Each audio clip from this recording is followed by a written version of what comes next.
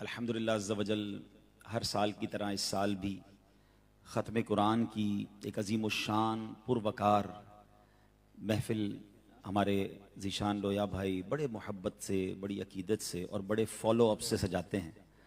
یہ لندن میں تھے، وہاں سے ہی ان کا ہم سے فالو اپ شروع ہو جاتا ہے ماشاءاللہ، اور جس محبت سے سجاتے ہیں ہم سب تقریباً ہر سال ہی یہاں ملتے ہیں۔ اللہ ان کو اس کی بہترین جزا عطا فرمائے۔ ایک بات ہمیشہ یاد رکھیں کہ جہاں بھی ختم قرآن ہوتا ہے وہاں خاص اللہ کی رحمتوں کا نزول ہوتا ہے، اور وہ وقت جو ہوتا ہے ٹائم آف ختم قرآن، اختتام قرآن، یہ خاص دعا کی قبولیت کا وقت بھی ہوتا ہے۔ تو آج انشاءاللہ یہاں مانگی جانے والی دعائیں مجھے اللہ کی رحمت سے بہت امید ہے کہ قبول ہوں گی، اور آج انشاءاللہ ہم سب پر رحمتوں کی برسات ہوگی۔ نہایت توجہ، نہایت ادب اور نہایت شوق کے ساتھ آپ محفل میں شامل رہیں، اور ذیشان بھائی سے خاص طور پہ کیونکہ ان کے مہمان آتے ہیں تو یہ اٹھ کے چلے جاتے ہیں، پھر ان کو لے کر آتے ہیں تو ساری محفل آگے پیچھے ہو جاتی ہے۔ تو اللہ رسول کا جہاں ذکر ہونا، جس کو جہاں جگہ ملے گی وہ انشاءاللہ بیٹھ جائے گا۔ بعد میں آپ جتنی تصویریں کھنچوانی ہیں، جتنی ملاقاتیں کرنی ہیں کر لیجئے گا، تاکہ جب اس طرح کی گفتگو ہو تو بعض اوقات حلال اور حرام کی بات ہو رہی ہوتی ہے، جائز اور ناجائز کی۔ ہم جائز مصیبتوں میں ہو اور پریشانیوں میں ہو، اس کو چاہیے کہ مجھ پر کثرت سے درود پڑھے، کہ درود پاک مصیبتوں اور پریشانیوں کو لے جاتا ہے۔ It means there is a solution for all of our problems and calamities to recite درود پاک abundantly۔ کثرت سے درود پاک پڑھنا جو ہے وہ مصیبتوں اور پریشانیوں کو دور کرنے والا ہے۔ اگر میں آپ سب سے پوچھوں کہ بتائیے آپ کے کیا کیا پرابلمز ہیں تو شاید ہماری ڈائریاں بھر جائیں، اتنے مسائل سب کے ساتھ کچھ نہ کچھ چل رہے ہیں، مگر سولیوشن جو ہمیں نبی پاک سے ملا اس پر عمل کرنے کے لیے کوئی تیار نہیں ہے۔ ایک سولیوشن کیا ہے کہ اللہ سے دعا کرتے رہیں، دوسرا سولیوشن یہ ہے کہ نبی پاک پر درود بھیجتے رہیں۔ لیکن پرابلم یہ کہ ان دونوں سولیوشن کے علاوہ سارے سولیوشن ہم نے کرنے ہیں، کبھی اس کے پاس جانا ہے، کبھی اس کے پاس جانا ہے، کبھی اس کی سورس، کبھی اس کی سورس۔ حالانکہ رب کریم فرماتا ہے ادعونی استجب لکم، مانگو میں تمہیں عطا کروں گا۔ اور آپ کو پتہ ہے ماہ رمضان، سبحان اللہ، یہ ایک ایسا پیکج ہے۔ بزنس کمیونٹی کے لوگ بیٹھے ہیں، ہم نارملی ڈسکس کرتے ہیں یار کوئی پیکج ہو تو بتاؤ، کوئی اسکیم ہو تو بتاؤ۔ یہ ایک ایسی اسکیم اور ایک ایسا پیکج آ گیا ہے کہ اب دیکھیں دنیا میں کیا ہوتا ہے، جب کسی چیز کا چیلنج بڑا ہوتا ہے نا تو انسینٹو بھی بڑا ہوتا ہے۔ ٹارگٹ اچیو کر لو تو آپ کو یہ والا گفٹ ملے گا، یا یہ جناب آپ کو اس کی اچیومنٹ ملے گی۔ لاجیکلی سمجھ کیا آتا ہے کہ رمضان میں یہ اناؤنسمنٹ ہوتا کہ شیطان کا پاور بڑھا دیا گیا ہے 2-3 ٹائمز، اب تم اللہ کو راضی کرو گے تو ثواب زیادہ ملے گا کیونکہ تمہارا مقابلہ بڑھ گیا ہے۔ مگر رحمت الہی دیکھیں کہ شیطان کو بند کر دیا، there is no enemy، کوئی ہمیں بہکانے والا ہی نہیں ہے۔ اور حکم کیا ہوا کہ نفل پڑھو گے تو فرض کا ثواب ملے گا، فرض پڑھو گے تو 70 ٹائمز ملٹیپلائی ہو جائے گا، ہر سجدے پر 1500 نیکیاں ملیں گی، ہر سجدے پر جنتی یاقوت کا سرخ یاقوت کا محل ملے گا۔ روزہ دار کے لیے سمندر کی مچھلیاں دعائیں مغفرت کرتی ہیں، روزہ دار کا سونا بھی عبادت ہے۔ ہر روز افطار کے وقت 10 لاکھ گناہگار بخشے جا رہے ہیں۔ اللہ اکبر۔ رمضان کی جو راتیں ہیں نا، ہم بڑے خوش نصیب ہیں اس وقت جو اللہ رسول کی اس محفل میں بیٹھے ہیں۔ رمضان کی راتوں میں آپ دیکھیں، عام دنوں میں ہم ریکویسٹ کرتے ہیں اللہ کی بارگاہ میں، او اللہ پلیز لسن our supplications، اے اللہ ہماری دعائیں سن لے۔ مگر سبحان اللہ، حدیثوں میں یہ مضمون ملتا ہے کہ رمضان کی راتوں میں آسمان دنیا سے یہ آواز لگائی جاتی ہے کوئی مانگنے والا کہ اس کی دعا قبول کر لی جائے، ہے کوئی سوالی کہ اس کا سوال پورا کیا جائے، ہے کوئی مغفرت کا سوالی اس کی مغفرت کر دی جائے۔ اٹ مینز آفر وہاں سے ہے۔ تو سچ بتاؤ اس رمضان میں ہمیں کیا کچھ اچیو کرنا چاہیے تھا، مگر پرابلمز ہیں، پریشانیاں ہیں۔ دعا کرنے کا ٹائم نہیں، درود پڑھنے کا ٹائم نہیں۔ نہ کریں ایسا، اللہ نے پھر موقع دیا ہے۔ میں تو کہا کرتا ہوں مرنے سے پہلے اللہ پاک نے ایک اور چانس دے دیا، ہمیں ایک اور رمضان دے دیا ہے، کیونکہ ہمیں نہیں پتا اگلا رمضان ہم دنیا میں ہوں گے کہ نہیں۔ کئی ایسے لوگ تھے جو پچھلے رمضان میں تھے، آج نہیں ہیں، ہمیں نہیں معلوم اگلا رمضان ہمیں ملے۔ اللہ ہمیں صحت و عافیت والی، نیکیوں والی طویل زندگی عطا فرمائے، مگر اس رمضان کو تو یوز کریں نا۔ ماشاءاللہ آج ختم قرآن کی محفل ہے، دیٹس بریلینٹ، مگر کیا ہم سب کی ساری راتیں عبادت میں گزر رہی ہیں؟ ورنہ جو کچھ ہو رہا ہے شہر کراچی میں مجھے بتانے کی ضرورت نہیں ہے، فلاں نائٹ تو شہری کے نام پر جمع ہو کر پھر جو وہاں طوفان بدتمیزی ہو رہا ہے، یہ راتیں اس لیے نہیں ہیں۔ ایک حدیث پاک، 2 حدیثیں سناتا ہوں جس سے آپ کو رمضان کی امپورٹنس کا پتہ چلے گا۔ سرکار دو عالم صلی اللہ علیہ وسلم فرماتے ہیں، جس کا مضمون ہے اگر میری امت کو معلوم ہوتا کہ رمضان کیا ہے تو وہ تمنا کرتے کہ پورا سال ہی رمضان ہو. Try to understand the importance. ایک اور جگہ نبی پاک علیہ الصلوۃ والسلام فرماتے ہیں جس کا مضمون ہے کہ اللہ تعالیٰ نے 11 مہینے تمہارے لیے رکھے ہیں, ان پہ کھاؤ پیو لذت اٹھاؤ. ایک مہینہ اللہ نے اپنے لیے خاص کر لیا ہے اور وہ مہینہ رمضان کا ہے, اور رمضان کے معاملے میں اللہ سے ڈرو. It means Ramzan is not for the food festival. Ramzan گھومنے, اب بدقسمتی سے جب سنتے تو رونگٹے کھڑے ہو جاتے ہیں کہ یار رمضان ٹورنامنٹ, یعنی رمضان کے نام پر میچز ہو رہے ہیں, رمضان کے نام پر راتوں میں تھوڑے دنوں پہلے مجھے ایک پوسٹ آئی, اور ہو سکتا ہے آپ میں سے کئیوں کو آئی ہوگی, اس لیے میں اس کو ڈکلیئر نہیں کر رہا کیونکہ ہمارے بھائی ہیں وہ بھی, مجھے لگتا ہے مجھے غلطی سے بھیج دی انہوں نے, ورنہ شاید مجھے نہ آتی. اب وہ کوئی نائٹ تھی, ٹھیک ہے, میں نائٹ کا نام بھی نہیں لیتا ہوں تاکہ ان کو برا نہ لگے. برا کیوں نہ لگے, میں ان کے برا لگنے کی کیوں وہ بھی بتاتا ہوں وجہ. جب میں نے دیکھا تو مجھے یقین نہیں آیا کہ رمضان میں یہ والی نائٹ بنائی جا رہی ہے, اور پھر اس کے نیچے دیکھا ہے فالوڈ بائی سحری. تو وہ بھائی جانتے تھے, میں ان کو جانتا تھا, میں نے ان کو فون کیا, بلکہ فون نہیں کیا, وائس میسج کیا. میں نے خدا کے بندو یہ کیا کر رہے ہیں آپ, توبہ کریں, رمضان میں آپ یہ والی نائٹ بنا رہے ہیں. اب وہ مجھے وضاحت دینے لگے کہ وہ معذرت کا میرے بندے نے ایڈٹ پہ غلطی کر دی اور آپ کو میسج آ گیا, اور جناب ہم تو اس میں وہ نہیں کریں گے جو آپ سمجھ رہے ہیں. میں نے کہا آپ جوا کھیلیں نہ کھیلیں, اس نام سے کہ آپ رمضان میں یہ ٹرینڈ چلائیں گے, آپ اور میں مر جائیں گے, بعد میں ہمارے بچے بھی اس کو کنٹینیو کریں گے. یار رمضان میں قرآن نائٹ ہونی چاہیے, رمضان میں توبہ نائٹ ہونی چاہیے, رمضان میں تفسیر قرآن نائٹ ہونی چاہیے, نوافل نائٹ ہونی چاہیے, دعا نائٹ ہونی چاہیے. ہم یہ کون سی نائٹس لے کر آ رہے ہیں رمضان کے اندر؟ ایک مہینہ اللہ نے دیا ہے, اس کو راضی کر لو بھائی. تو خدا کے واسطے ہم سب یہ سوچیں کہ رمضان کے بارے میں نبی پاک نے فرمایا کہ رمضان کے بارے میں خدا سے ڈرو. بہرحال انہوں نے ماشاءاللہ معذرت بھی کی, کہا میں بالکل اس کو ڈیلیٹ کرتا ہوں, اب میں یہ نہیں کروں گا. لیکن میرا یہ فریضہ تھا کہ میں ان کو یہ عرض کرتا, اور میں آپ سب کو بھی اسی لیے کہہ رہا ہوں کہ بعض اوقات دوستوں کے کہنے پر, دوستوں کے جمع ہونے پر ہم ایسی جگہ چلے جاتے ہیں کہ جہاں رمضان کا تقدس پامال ہو رہا ہوتا ہے. ایک حدیث سنا دیتا ہوں, پھر میں اپنے ٹاپک کی طرف آتا ہوں. حدیث پاک کا مضمون ہے جو رمضان میں گناہ کرے اس کے 1 سال کے اعمال برباد کر دیے جاتے ہیں. رمضان میں گناہ کرنا پورے سال کے اعمال برباد کر دیتا ہے, اور اس کے ریزن ہے. ریزن سمجھ لیں گے تو بات آپ کو سمجھ آ جائے گی. ایک فارمولا سمجھ لیں, جب کوئی وقت مقدس ہوتا ہے, کوئی مقام مقدس ہوتا ہے, یا کوئی مہینہ مقدس ہوتا ہے, اس کے اندر گناہ کرنا وہ اللہ کی پنشمنٹ کو, اللہ کی طرف سے عذاب کو اور زیادہ دعوت دیتا ہے. مثال کے طور پہ کوئی بندہ روڈ پہ گناہ کرے, بڑی بری بات ہے, مگر مسجد کے اندر آ کر کوئی گانے باجے بجائے حرام کرے تو آپ کیا کہیں گے؟ یار اللہ کا خوف کرو, مسجد کے اندر آ گئے ہو. کوئی پاکستان میں گناہ کرے, غلط ہے. کوئی مکے میں جا کے گناہ کرے, مکے میں 1 نیکی 1 لاکھ نیکی کے برابر, 1 گناہ 1 لاکھ گناہ کے برابر ہے نا. بالکل اسی طرح رمضان میں جب نیکیوں کا اجر بڑھا دیا جاتا ہے نا, تو رمضان میں گناہ کرنے کی سیویریٹی بھی بڑھ جاتی ہے. کہ ہے میرے بندے, شیطان کو میں نے بند کر دیا, تجھ پر رحمتوں کے دروازے کھول دیے, نیکیوں کا اجر بڑھا دیا, اور اب بھی تجھ سے گناہ ہو رہے ہیں. تو we have to think about کہ ہمیں رمضان میں کسی طور پر بھی گناہ نہیں کرنا. کوئی ایسی محفل میں نہ جائیں, کوئی ایسی گیدرنگ کی طرف نہ جائیں. پر موبائل کو چیک کر لو یار, ہم نے موبائل ہی ایسا رکھا ہے جب کھولتے ہیں کوئی نہ کوئی اس میں ایسی چیز آ جاتی ہے جو ہماری آنکھوں میں حرام, کانوں میں حرام داخل ہو جاتا ہے. نہیں دیکھ رہا نا تھوڑے دنوں تک سوشل میڈیا. یہ رحمتوں کا مہینہ ہے, اس میں نیکیاں حاصل کی اسکیم آئی ہوئی ہے نا, جتنی نیکیاں کرنی ہے کر لیں. اللہ کرے کہ یہ بات سمجھ آ جائے. اب یہ 10 روزہ تراویح ختم ہوئی, میں مسلسل کئی دنوں سے ختم قرآن میں بیان کر رہا ہوں. آپ کے پاس رائٹ آفٹر جا کر ایک اور ختم قرآن میں بیان کرنا ہے. ٹرینڈ ہے 5 روزہ 7 روزہ 10 روزہ, اچھی بات ہے, لیکن اس کا مطلب یہ نہیں ہے کہ 10 روزہ تراویح کے بعد اب آپ کی تراویح معاف ہو گئی ہے. تراویح آخری رمضان تک پڑھے نا, سنت مؤکدہ بھی ہے, اور اجر کتنا ہے کہ رمضان میں ہر سجدے پر 1500 نیکیاں ہیں, اور ہر سجدے پر جنت میں ایک سرخ یاقوت کا محل. میں نہیں کہہ رہا, اللہ کے نبی علیہ السلام فرماتے ہیں. اب میں صرف دل پر چوٹ کرنے کے لیے کہہ دیتا ہوں, ذیشان لویا بھائی یہ اعلان کر دیں کہ بھائی کل سے یہاں تراویح ہوگی, جو پوری تراویح پڑھے گا جاتے جاتے 60,000 روپے کا اسے کیش لفافہ بھی ملے گا, اور فلک ناز میں ایک پلاٹ بھی ملے گا. تو میرا خیال ہے یہ ذیشان بھائی کی تو بلڈنگ روڈیں بھی بھر جائیں گی. بلکہ یہاں نماز پڑھنے والے دعا بھی کریں گے, یا اللہ 29 کا چاند مت دکھائیو, 30 کا چاند ہو تاکہ ایک اور پلاٹ اور ایک اور 60,000 کا لفافہ مل جائے. اب میں آپ سے دل سے بتائیے, 60,000 روپے زیادہ ہیں یا 60,000 نیکیاں زیادہ ہیں؟ ایک کراچی کا پلاٹ زیادہ ہے یا میرے نبی کے سچے وعدے ہیں کہ ہر سجدے پر ایک جنت میں پلاٹ ہے, جنت میں مکان ہے, 60 مکان, ایک تراویح پوری پڑھو تو 20 تراویح میں 40 سجدے نا. میں تو کہتا ہوں صرف تراویح کیوں, تہجد بھی پڑھیں, اشراق چاش بھی پڑھیں, اوابین بھی پڑھیں اور نوافل بھی پڑھیں. یا اللہ اتنی نیکیاں ہر سجدے پر. تو رمضان اللہ کرے کہ میں بھی عبادت میں گزاروں اور آپ بھی گزاریں. ناؤ لیٹس, میں اپنے ٹاپک کی طرف آتا ہوں کہ آج یہ بھی اہم باتیں تھیں جو مجھے کرنی تھی.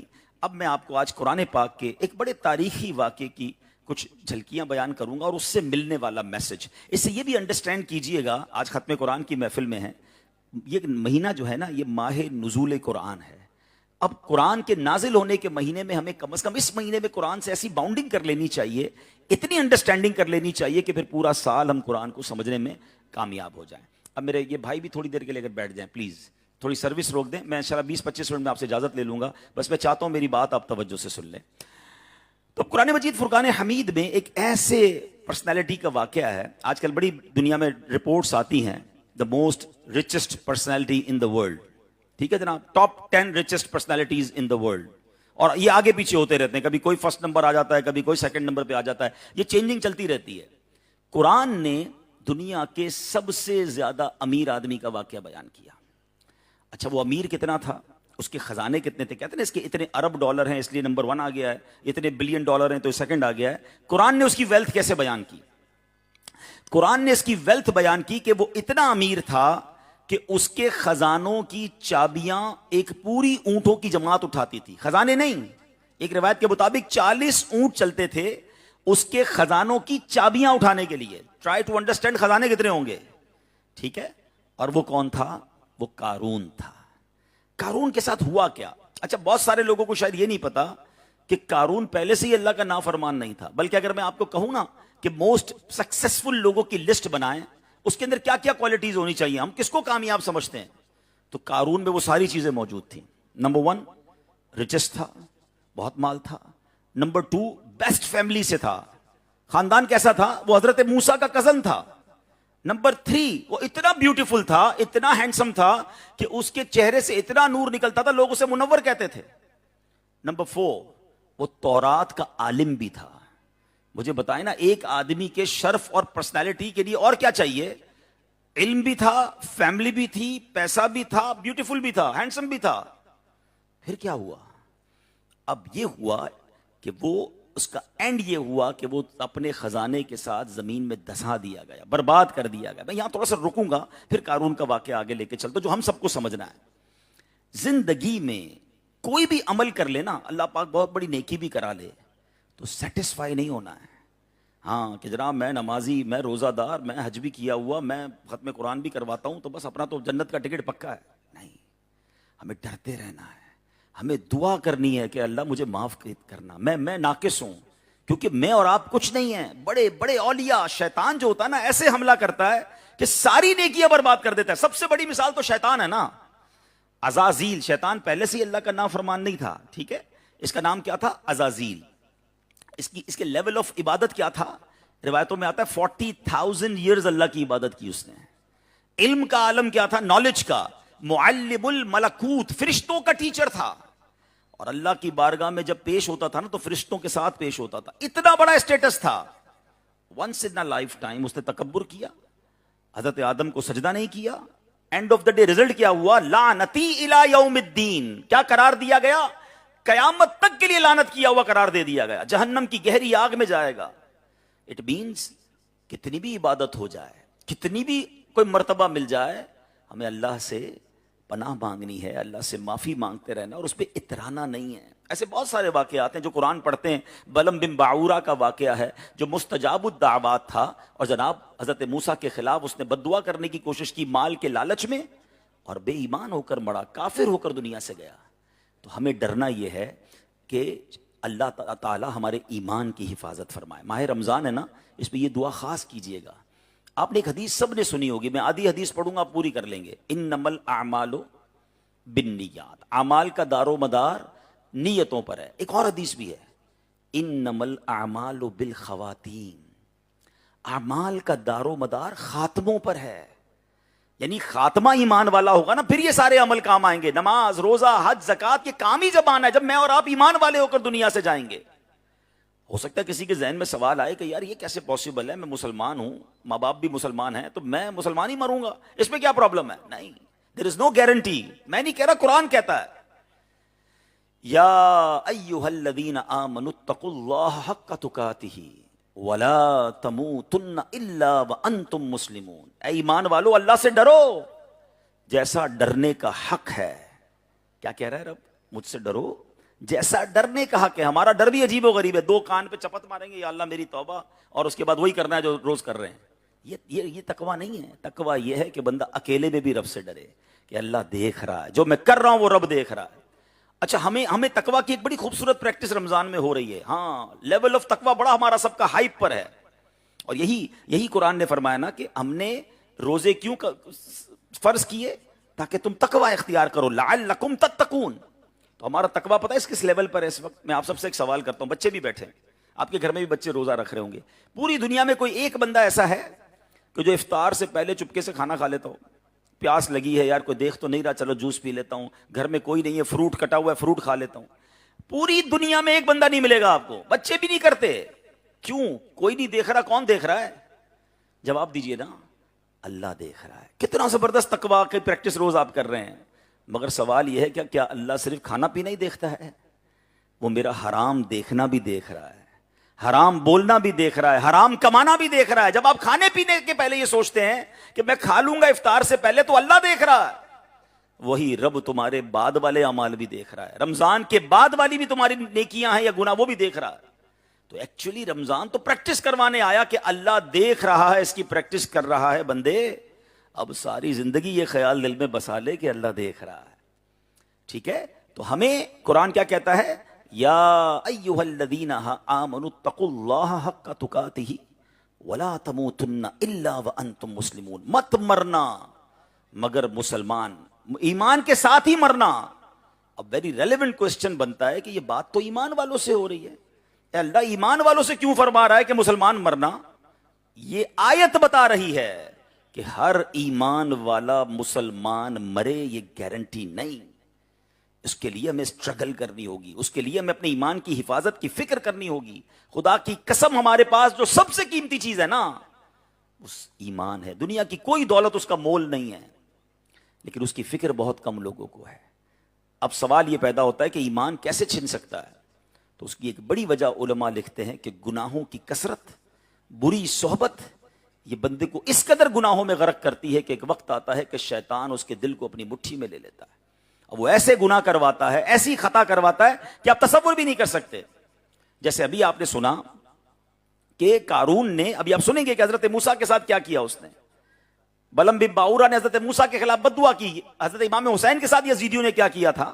وہ تو کلمہ پڑھنے والے تھے نا، مگر لالچ نے ایسا پھندا ڈالا دل پر کہ وہ کلمہ پڑھنے والوں نے نواسہ رسول کو شہید کر دیا۔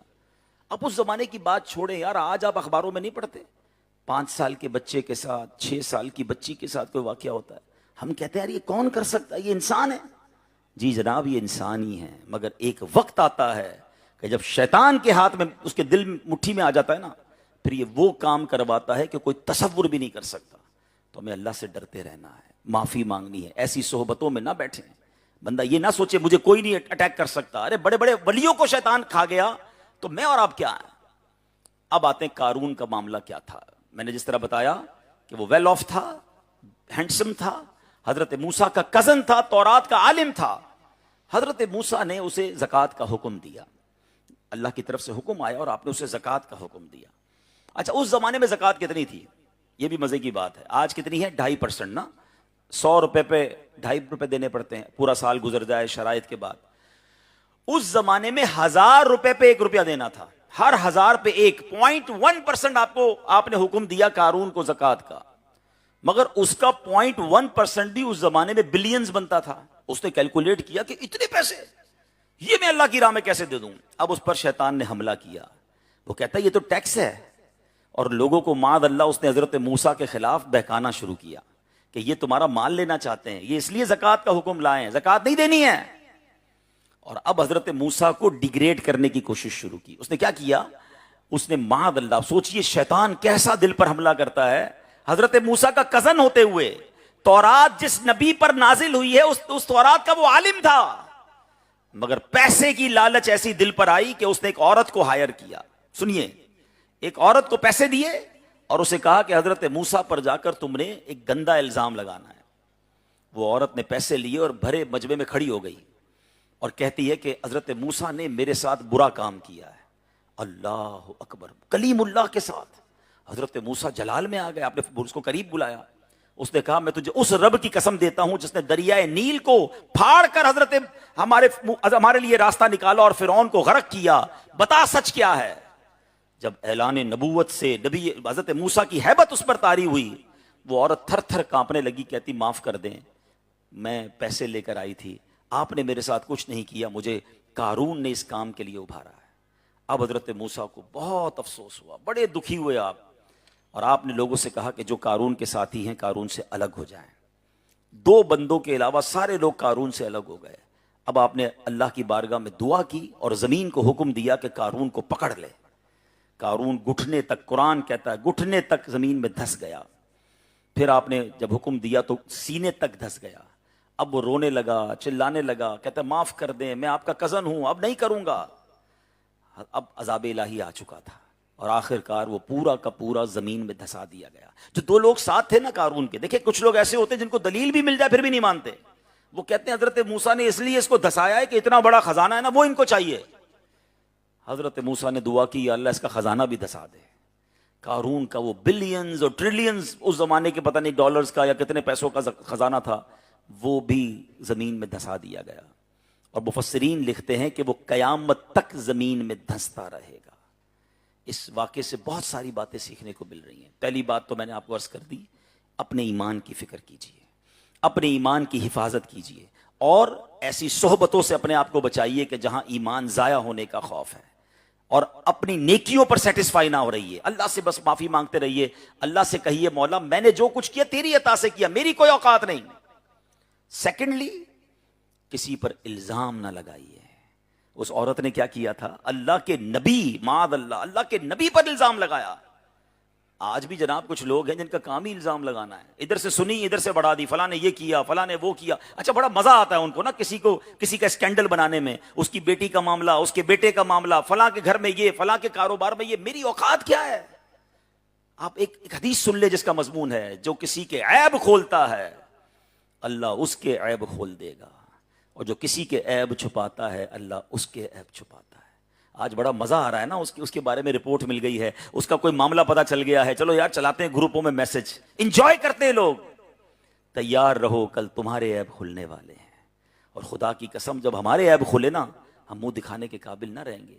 ہم نے تو کیا کچھ کیا ہے اللہ کو ہی پتا ہے اور کسی کو نہیں پتا. اللہ نے تو ہمارے عیب چھپائے ہوئے ہیں, دنیا میں عزت رکھی ہے ہماری, پتا چل بھی جائے نا.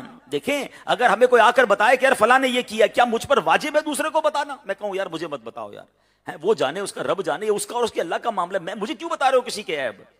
لیکن کچھ لوگوں کو بڑی لذت ملتی ہے, ذرا اور بتاؤ نا, ہاں یار کاروبار کیسے کر رہا ہے آج کل, یہ نیا پلازا بنایا یار, کوئی اندر کی خبر لاؤ, کدھر سے پیسے آئے اس کے پاس, یار تھوڑے دنوں پہلے تو کہہ رہا تھا میں پریشان ہوں اور اب نئی اوڈی نکال لی ہے, پیسے کدھر سے؟ بھائی اس نے نکالی, آپ کو کیوں ٹینشن شروع ہو رہی ہے؟ اس نے نیا پلازا بنایا, آپ کو پرابلم کیوں ہے؟ اب تو یہ حال ہے کہ بندہ حج پر جائے تو لوگوں کو ٹینشن شروع ہو جاتی ہے, حج پہ کیسے چلا گیا؟ آپ سوچے تو صحیح, اللہ دے رہا ہے, وہ اللہ کی عطا ہے اس پر, اور اگر وہ غلط طریقے سے کما رہا ہے تو یہ اس کا اور اس کے رب کا معاملہ ہے. آپ کو کس نے انسپیکٹر بنا دیا ہے؟ لوگوں کی عبادتوں پہ دوربین لگا کے بیٹھے ہیں, کوئی کسی کی آمدنی پہ دوربین لگا کے بیٹھا ہے, کوئی کسی کی شہرت سے پریشان ہے اور عیب ڈھونڈ رہے ہیں.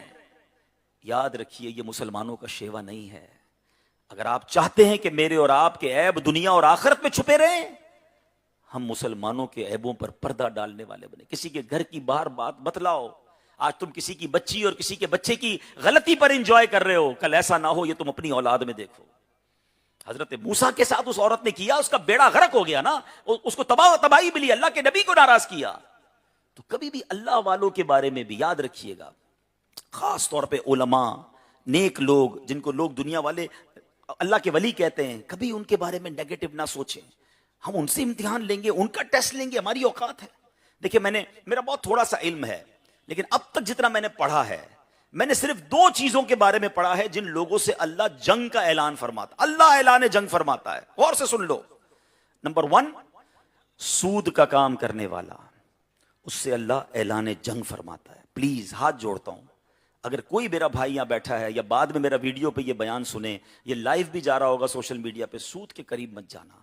بڑی اسکیمیں آتی ہیں, بڑی آفرز آتی ہیں, آپ کو لگے گا میرا یار بڑا بزنس کھڑا ہو جائے گا, تھوڑا سا غلط کروں گا مگر پورا پلازا کھڑا ہو جائے گا, پورا امپائر کھڑا ہو جائے گا, یار مارک اپ بھی دے دوں گا, انٹرسٹ بھی دے دوں گا, پھر بھی پیسے بن جائیں گے. ایک بات کا جواب دے دو یار, جو اللہ سے جنگ کرے گا وہ جیتے گا, اس کا بربادی ہی مقدر ہے. ہم نے گھر بکتے دیکھے ہیں, فیکٹریاں بکتے دیکھی ہیں, لوگوں کو مقروض ہوتے دیکھا ہے, یہ سود کھا جاتا ہے. اچھا یہاں کچھ بھی نہیں ہوا اس کے ساتھ, وہ امیر ہی رہا, جہنم کا عذاب تو باقی ہے نا. پلیز ہمت کیجئے, رمضان میں کہتا ہوں ہمت کر لیں, ڈیسائیڈ کر لیں. آپ کو لگے گا کہ یار اگر میں اپنے کاروبار سے سود کو ڈیلیٹ کروں گا تو مشکل ہو جائے گی, یہ مشکل کر لو برداشت. ہم نے ایسے کئی لوگ دیکھے, اربوں پتی تھے, اپنی کچھ فیکٹریاں بیچی, کچھ پلاٹ بیچے, کچھ اسٹیٹس نیچے لے کر آئے, سارا بینک کا پیسہ واپس کیا, اللہ نے اس سے زیادہ واپس انہیں عطا فرما دیا. کیونکہ برکت حلال میں ہے, سکون بحلال میں ہے. ہر مہینے جناب آپ پر میٹر لگا ہوا اور آپ سود دیے جا رہے ہیں.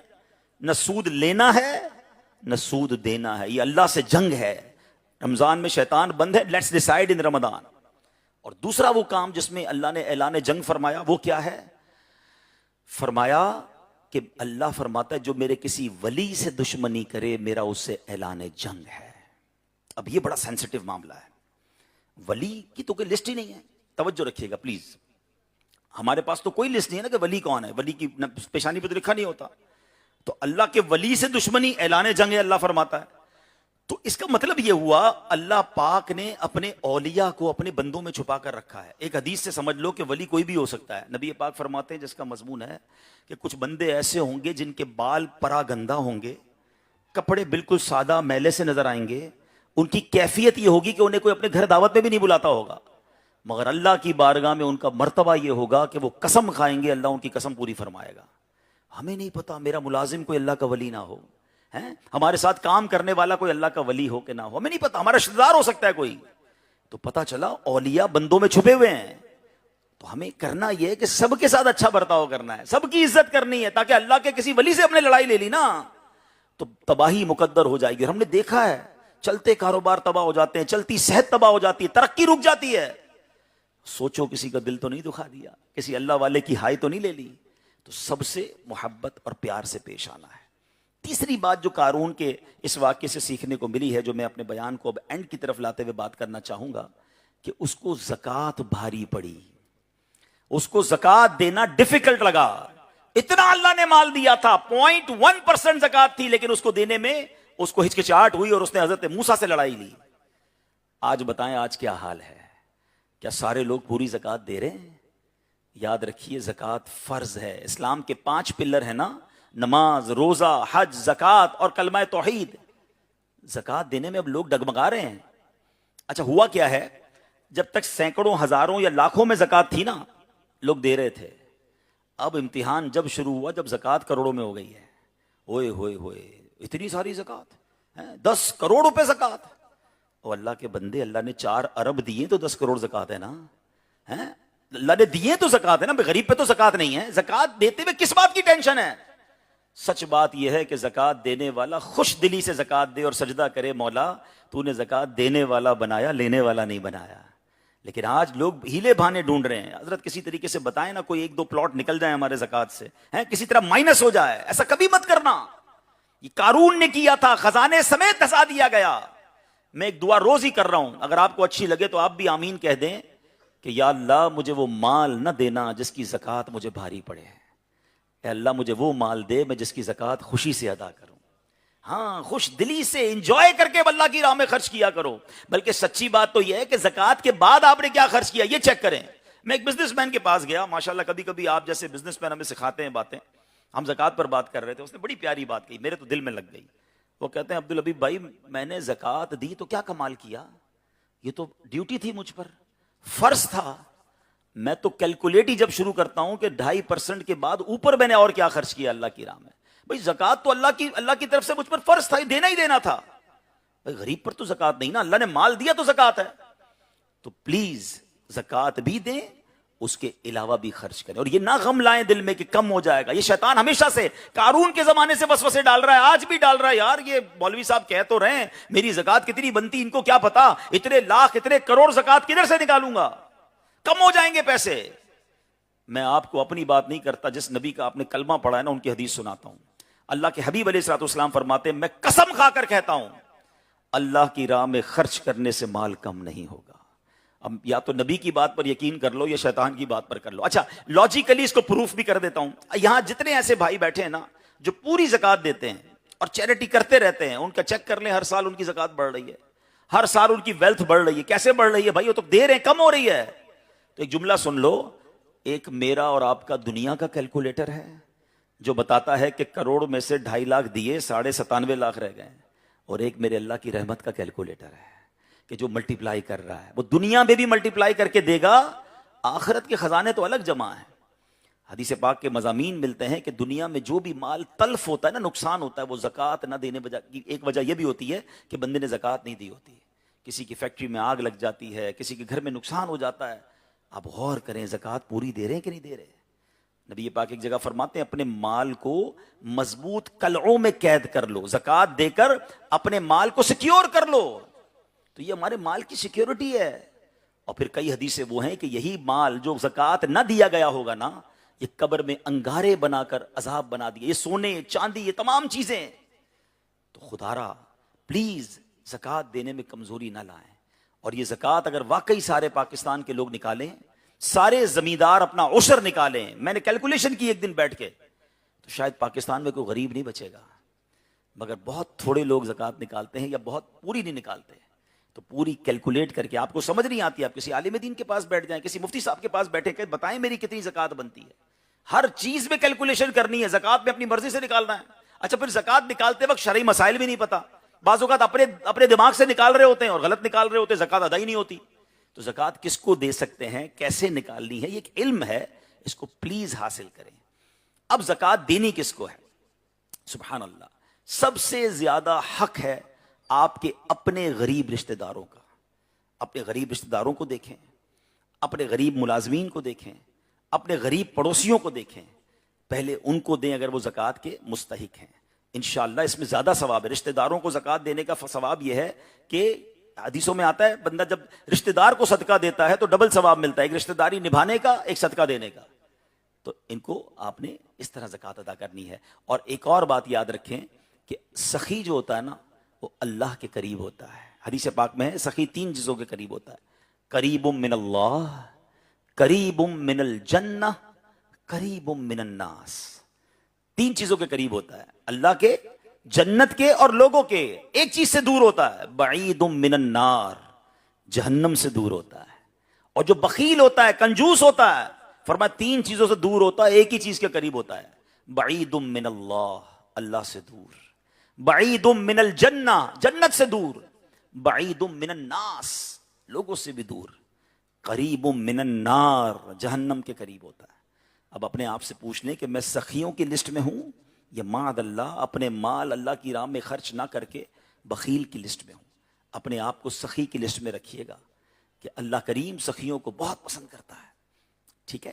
اچھا اب ان تمام لوگوں کو جسے میں نے کہا زکوٰۃ آپ دیں, اس کے ساتھ ساتھ میری گزارش ہے کہ عاشقان رسول کی وہ تحریک جو دنیا کے 150 سے زائد ملکوں میں دین متین کی خدمت کر رہی ہے, ہمارے 16,000 سے زیادہ مدارس ہیں, 5 لاکھ سے زیادہ بچے اور بچیاں بغیر فیس کے قرآن پاک پڑھ رہے ہیں, دنیا بھر میں مساجد ہم بنا رہے ہیں, ویلفیئر کے کام اس وقت غزہ میں بھی ہم کر رہے ہیں, ترکی اور سیریا میں بھی کام ہو رہے ہیں, دنیا بھر میں دعوت اسلامی کے کام ہے جو سوشل میڈیا پہ دیکھتے ہیں ان کے علم میں ہے. تو اپنی زکوٰۃ میں, اپنے ڈونیشن میں حصہ دعوت اسلامی کا بھی رکھیں. اللہ کریم ہم سب کا جمع ہونا اپنی بارگاہ میں قبول فرمائے. آج کے اس قرآنی واقعے میں ہمیں جو سبق ملا, میں ریپیٹ کر دیتا ہوں کہ ہم نے اپنے ایمان کی فکر کرنی ہے, اپنے گناہوں سے معافی مانگتے رہنا ہے. نمبر 2, کسی کے عیب تلاش نہیں کرنے, کسی کو ذلیل کرنے کی کوشش نہ کریں. ایک بات یاد رکھیں, ساری دنیا کسی کو ذلیل کرنا چاہے نا, اور اللہ نے عزت رکھی ہے تو کوئی ذلیل نہیں کر سکتا. وَتُعِزُّ مَن تَشَاءُ وَتُذِلُّ مَن تَشَاءُ بِيَدِكَ الْخَيْرُ. اور ساری دنیا چاہے کسی کو عزت مل جائے, اللہ نے نصیب میں ذلت لکھی ہے نا, اس کو ذلیل ہونے سے بھی کوئی نہیں روک سکتا. تو گھبرایا بھی نہ کریں. کبھی کبھی آپ کی کوئی مخالفت شروع ہو جائے, آپ کے بارے میں جناب کوئی لوگ آگے آ جائیں اور آپ کو ڈیگریڈ کرنا چاہیں, نہ ڈریں. میرے رب نے اگر عزت رکھی ہے کوئی نیچا نہیں کر سکتا.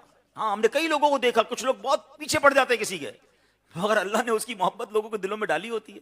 وہ اللہ ڈالنے والا ہے نا, تو ہمیں اللہ پر بھروسہ رکھنا ہے, اللہ سے محبت کرنی ہے, وہی عزت دینے والا ہے, وہی ہمت بڑھانے والا ہے. اور تیسری بات اس واقعے سے جو ہم نے قارون کے واقعے سے سیکھی کہ ہمیں اللہ کی راہ میں دل کھول کر خرچ کرنا ہے، اس کو بوجھ نہیں سمجھنا، کہ جو اس کو بوجھ سمجھتے ہیں وہ دنیا میں بھی نقصان اٹھاتے ہیں، کیونکہ ان کا مال آگے نہیں بڑھتا، ان کے مال میں کوئی نہ کوئی آفت آ جاتی ہے، اللہ ناراض ہے نا، دینے والا تو رب ہے، اور آخرت کا عذاب اس کا منتظر ہے۔ اللہ کرے کہ ہم اپنا مال خرچ کر کے آخرت کے خزانوں میں جمع کرانے والے بن جائیں۔ اللہ مجھے بھی یہ توفیق دے، آپ کو بھی توفیق نصیب فرمائے، آمین بجاہ النبی الامین صلی اللہ علیہ وسلم۔